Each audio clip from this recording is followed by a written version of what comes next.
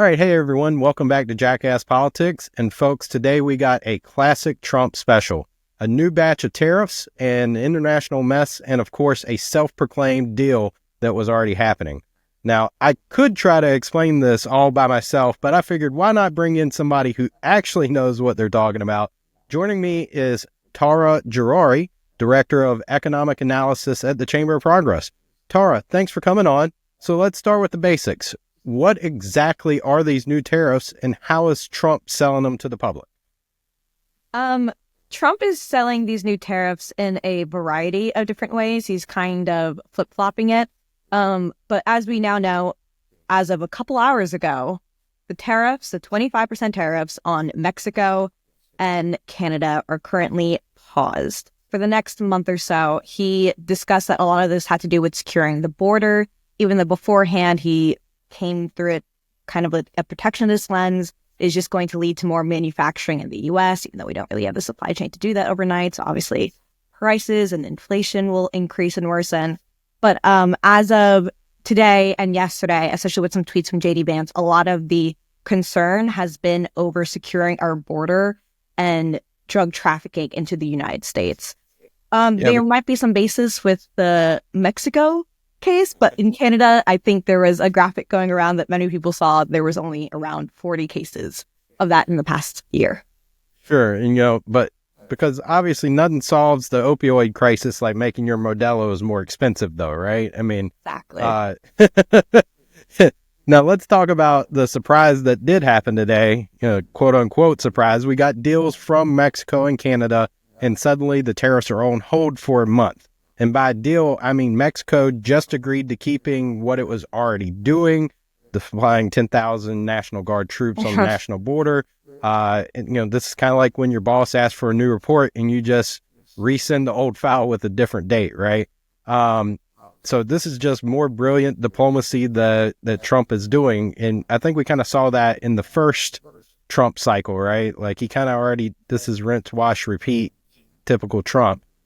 In Canada, the agreement was already in the works. I think they announced that all the stuff that Trudeau put in his really long tweet today, it was announced in December. So that actually happened under Biden. So he's just taking credit for stuff that was already happening. So really, what's going on? Do you think it's just political theater, or do these tariffs actually serve any economic purpose whatsoever? I think what we saw today was just pure political theater. I even had a joke tweet that when we found out that the conversation with Canada was done, I was like, okay, it's going to be imminent. We are going to see a Truth Social post come out, and it is going to be a very long-winded way of Trump saying his deal-making was so successful and that it was a victory for him. And that is exactly what ended up happening 10 minutes later, because Trump has this unique ability to declare victory no matter the circumstance or the outcome of the situation.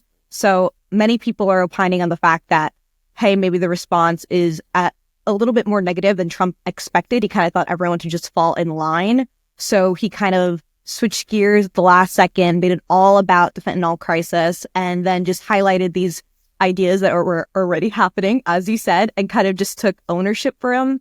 And it works for his base. I hate to say it, but you're probably right in that, because they're not going to do the research and see that these deals were already happening and that he really didn't get anything. They're going to take him at his word, unfortunately, on that. But I did luckily see that there was actually a guest on Fox that pushed back against Bret Baier right before we got on here, and did announce on Fox that, hey, this is all stuff that was already happening and we already got it. So maybe, just maybe somebody's calling out that the emperor has no clothes here.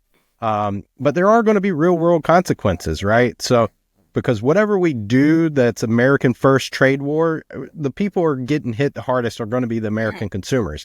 These tariffs mean higher prices on everything from gas to groceries. If you like your beer, avocados, or electronics, congratulations, you're about to get screwed at the checkout. So first they came for our avocados and I said nothing.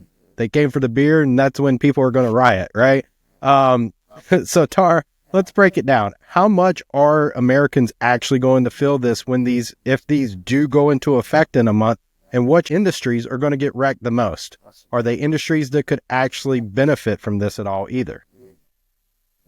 I can't see industries benefiting off of this. It just does not seem likely. If anything, how companies can come up on top out of this is that it is a term that Bloomberg has kind of coined as the excuseflation, which is where companies can continue to just try and raise prices and push the boundaries on a consumer's elasticity preference because, hey, it's all in the news and all the headlines that all the goods are going to get marked up. So they don't really need a solid excuse to do so because the media and Trump has made all of that ruckus and commotion for them. So they feel a bit more comfortable to rack up the prices and things and feel like they can just slip it through. And this isn't just, something out of thin air.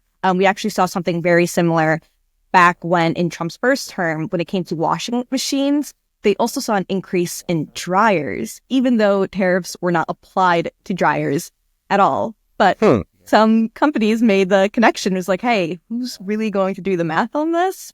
It's just easier to blame an external source here.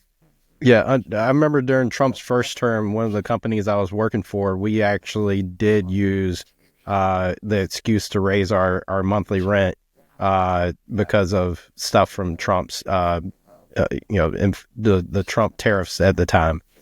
So companies will not ever miss an excuse to raise prices on the American consumer, unfortunately. So you were talking about Trump's first term, and let's rewind for a second. Didn't Trump used to brag about cutting tariffs in these trade deals back in his first term? Like, wasn't the whole point of his 2020 China deal that he was lowering tariffs? So help me out, Tara. How do we go from... I can't, we're trying to say wash something that doesn't, have...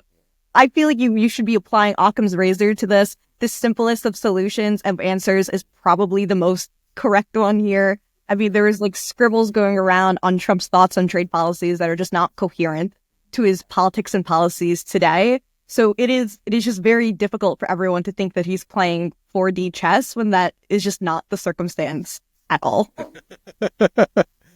So, all right, let's recap. Prices are going to probably go up in 30 days if these do actually take place. The businesses are going to panic. Trump's going to take credit for deals that were already happening. And then we all get to sit back and maybe watch as lawsuits roll in, because I'm pretty sure that eventually these are going to get challenged into court. So, Tahra, before we let you go, what's one thing people should be watching for in the next few weeks as this mess unfolds?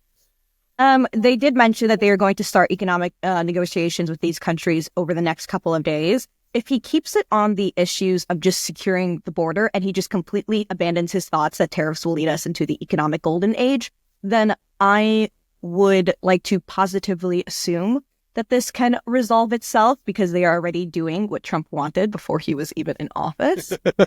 But if we continue to play whack-a-mole and go back and forth on this, we will start to see some disruptions to the market just because based on companies using excuseflation, like I mentioned.